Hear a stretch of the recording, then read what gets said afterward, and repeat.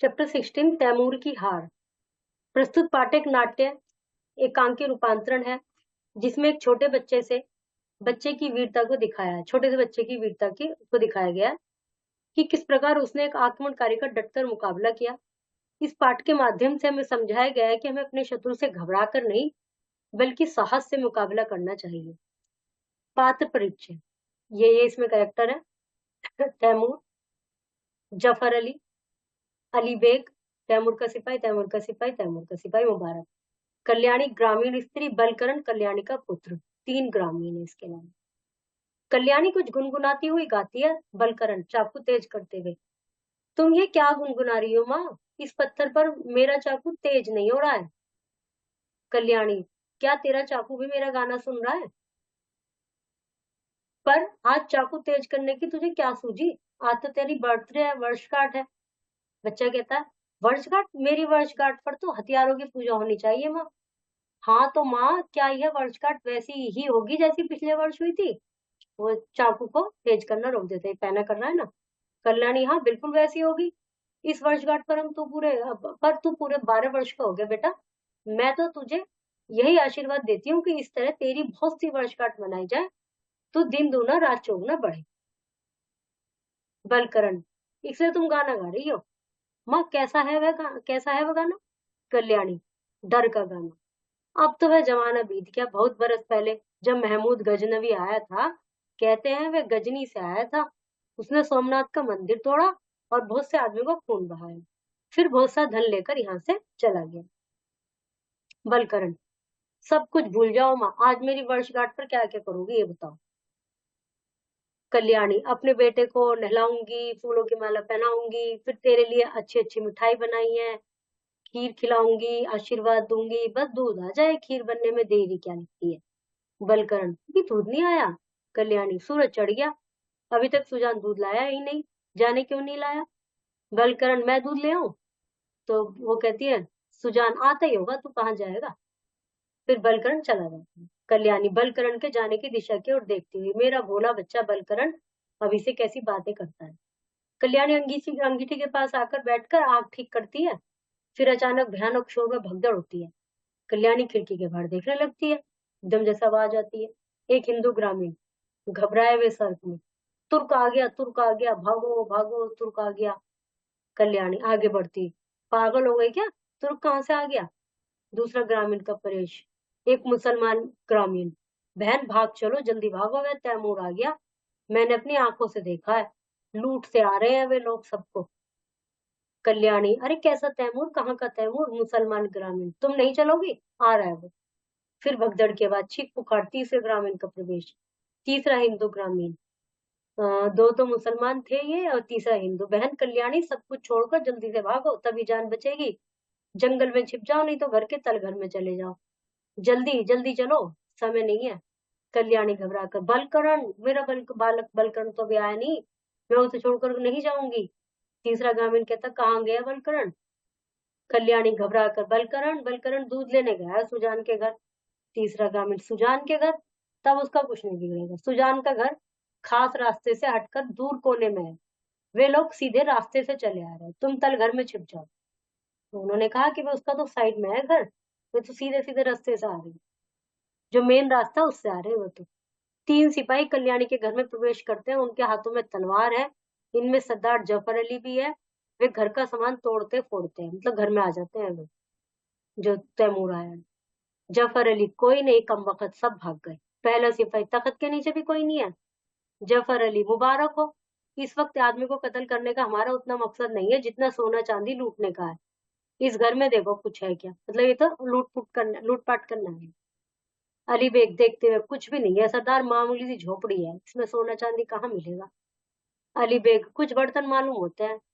बर्तन के पास जाकर उन्हें खोल खोल कर देखता, सरदार यह है। मुबारक अली बेग के पास आकर, सरदार बढ़िया खाना, तरह तरह की मिठाइयाँ, ओ बिल्कुल ताजा गरम गरम। जफर, हाँ गरम मिठाई है, लो तुम लोग भी भूखे होंगे, खा लो। मुबारक, सरदार क्या आप मिठाई खाएंगे? जफर, हाँ मैं खा लूंगा, लो तुम लो। मुबारक को देता हुआ वह प्रसन्न होकर लेता है, अच्छी मिठाई है, लो अली बेग तुम भी लो। सब खा लेते हैं जो 3 4 आए थे, नेपथ्य से मतलब पीछे से। चुप रहो कम बखतो। तैमूर लंग आ गया। तैमूर लंगड़े का प्रवेश, तो इसको इसलिए तैमूर लंग भी था इसका नाम। वह लंगड़ाता हुआ आगे बढ़ता है। उसे देखते ही सब चौंक पड़ते हैं। मिठाइयाँ जमीन पर फेंक कर फौजी ढंग से तनकर खड़े हैं। भाई बॉस आ गए उनके। तैमूर लंगड़ा बारी बारी से तीनों को घूरता है। तैमूर तीव्र स्वर में, मैंने अफगानिस्तान के बाद हिंदुस्तान की ओर रुख इसलिए नहीं किया कि मेरे सिपाही दौलत लूटने के बजाय खाना ढूंढते फिरें। मैंने क्या हुक्म दिया था? जफर, हजूर ने हुक्म फरमाया था कि आज शाम तक अमरकोट पहुंचना है। ऐसे ऐसे चलते चलते रास्ते में जो भी मिल रहा है उसे मार रहे हैं, उसका सोना लूट रहे हैं, पैसा लूट रहे हैं, ये सब लूटपाट करने आए थे ये। मुबारक, हम लोग हजूर से माफी मांगते हैं। तैमूर, हरगिज नहीं। तैमूर कसूर को माफ नहीं करना नहीं जानता। सरदार, तुमने तो हुक्म दिली की है, उसकी सजा तुम्हें मिलेगी। जफर अली, आज शाम को तुम्हारी सजा तजवीज की जाएगी। अभी मैं तुम्हें पद से हटाता हूँ। उसको नौकरी से निकाल दिया। जफर अली, हुजूर का हुक्म। तैमूर, जाओ, शाम तक कोट पहुंचने का मेरा हुक्म पूरा हो। जाओ। ऐसे कहके चला जाता। तीनों सैनिकों का प्रस्थान। बलकरण का दूध लिए हुए प्रवेश। अब वो बच्चा आ गया दूध लेके। बलकरण पुकारते हुए, माँ माँ, मैं दूध ले आया। तैमूर, चौंक कर, दूध? बलकरण उजाड़ घर को देखकर, ये सब क्या है? तैमूर को ने पूछा। तुम कौन हो? तैमूर से पूछा, मतलब इस बच्चे ने। माँ माँ, कुछ उत्तर ना पाया। मेरी माँ कहाँ है? इस तरह मेरे घर में घुस आने वाले तुम कौन हो? बच्चे ने उससे पूछा। तैमूर बोला, खामोश। गाजी तैमूर से यह नाची सवाल करता है कि कौन हो? अगर बात पूछने की तमीज नहीं है तो खामोश रहो, लेकिन ठहर, वह दूध इधर ला। इस वक्त खुदा ने मेरे लिए भेजा है। बलकरण बोला, यह दूध मेरी वर्षगांठ के लिए है। तैमूर ने कहा, साफ जबान में बता, जो समझ में आए। सामने दूध हाजिर कर। बलकरण से दूध छीन लिया उसने और हंसने लगा। दूध मेरा है कि नहीं, अब तुझे तलवार से काट दूं? बलकरण हिचकते हुए, क्या क्या तुम मेरा खून बहाना चाहते हो? मेरी माँ यही कहती थी। तैमूर, तू बड़ा निडर मालूम होता है। सामने आ, मेरी तलवार से कटने का फक्र हासिल कर। बलकरण, मेरे पास सिर्फ एक चाकू है। मेरे हाथ में भी तलवार दो। उसने कहा, मेरे पास तो चाकू है, तुम तलवार लेके खड़े हो, मुझे भी दो एक तलवार। तैमूर, ओहो, तो तुम मुझसे दो दो हाथ लड़ने का हौसला रखता है। अच्छा, ठीक है, पहले दूध पी लूं, गला सूख रहा है। तैमूर तख्त पर तलवार रखकर दोनों हाथों से दूध का बर्तन मुंह में उलट लेता है। बलकरण दौड़कर तैमूर की तलवार उठा लेता है, जैसे उसने रखा, और दूध पीने लगा। तैमूर चौंक कर, मेरी तलवार? बलकरण, तुम्हारी तलवार अब मेरे हाथ में है, अब तुम मुझसे लड़ सकते हो, सामने आओ। तैमूर, शाबाश, मेरी तलवार तुझसे संभल नहीं सकेगी। बच्चे, तलवार देखो। बलकरण, जैसे दूध छीन लिया, तलवार भी छीन लो। तैमूर, तो अब तो मुझे ज्यादा देर तक तो तुझे अब ज्यादा देर तक जिंदा नहीं रखूंगा।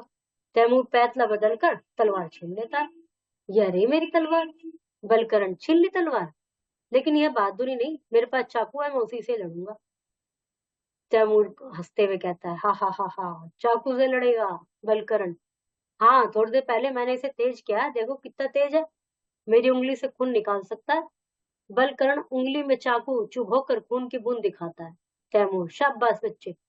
तैमूर के दिल में रहम नहीं है, लेकिन तेरी बहादुरी देखकर मैं जान बख्श देता हूँ और तेरी एक मुराद पूरी कर सकता हूँ। बलकरण, मुझे कुछ नहीं चाहिए। तैमूर, नहीं, तो मेरा छोटा सा बहादुर दोस्त है चाकू वाला, और इस हैसियत से तेरा मुझ पर हक है। बलकरण ने कहा, मेरी माँ कहाँ है? तैमूर ने कहा, मैं नहीं जानता, मेरे सिपाहियों ने तेरी माँ का कत्ल भी नहीं किया, उनकी तलवार पर खून का एक बूंद भी नहीं था, धब्बा भी नहीं था। बलकरण, आप मेरी मुराद पूरी करोगे? तो फिर मैं आपसे यही चाहता हूँ कि आप हमारे गांव से बाहर चले जाएं। तैमूर, ठीक है, मैं दूसरे गांव जाऊंगा, अपने छोटे बहादुर दोस्त की मुराद पूरी करूंगा। तेरा दूध और चाकू मुझे हमेशा याद रहेगा। तैमूर खूंखार है, लेकिन तेरी बहादुरी को सलाम है। बहादुर बच्चे को तैमूर का सलाम। तैमूर फौजी ढंग से बलकरण को सलाम करता है, फिर शीघ्रता से प्रस्थान करता चला जाता है। बलकरण उसके जाने की दिशा में देखता हुआ तैमूर बहादुरी को सलाम करता है। शीघ्र ही कल्याणी का प्रवेश। वह अति शीघ्रता से बलकरण को अपने हृदय से लगा लेती है। कल्याणी, बेटा बलकरण। रोने लगती है फिर मम्मी। माँ, तू रोती क्यों है? तू कहाँ थी? कल्याणी, बेटा तैमूर के सिपाही आए थे, उनसे बचने के लिए ठाकुर दादा मुझे तलघर में खींच ले गए थे। तुझे तो कुछ नहीं हुआ? कहीं चोट तो नहीं आई? देखो। गौर से बलकरण के शरीर को देखती हुई चीख कर कहती है, ओ यह खून! बलकरण, उसने नहीं निकाला, मैंने ही उंगली चीर कर गिराया है। कल्याणी घबराते हुए, तेरी उंगली से तो अब भी खून निकल रहा है बेटा। बलकरण, उसकी कोई चिंता नहीं है माँ, तैमूर कहता है तेरा चाकू मेरी तलवार से भी तेज निकला।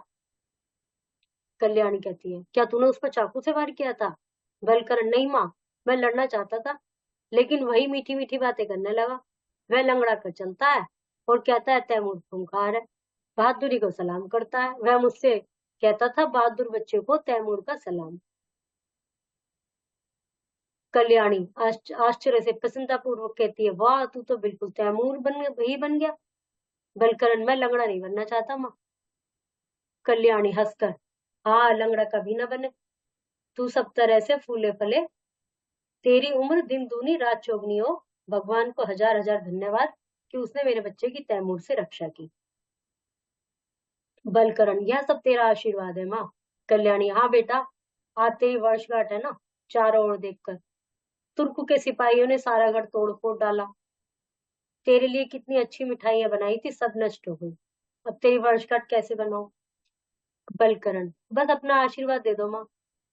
और और क्या बेटा? बलकरण ने कहा, और तुम चंदन लगाने के लिए कहती थी ना, मेरी उंगली से खून का रक्त चंदन बना ले, घर घर में ऐसी लाल हो।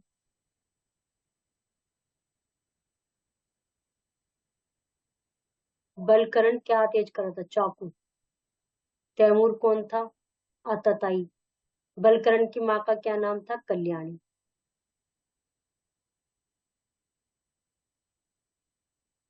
शब्द, उर्दू शब्दों को हिंदी में अर्थ लिखिए। हमेशा, सदैव, रक्त, निर्भीक, हुक्म, उदली, नौकर, फक्र, गर्व, और तत्सम शब्दों के तद्भव रूप लिखे। ग्रह, घर, हस्त, हाथ, स्वर्ण, सोना, ये लिखने हैं। भाववाचक संज्ञाओं से विशेषण बनाइए। चालाक, प्यार, शीघ्र, निडर, तेज, बहादुर, इनके वाक्य बनाने हैं।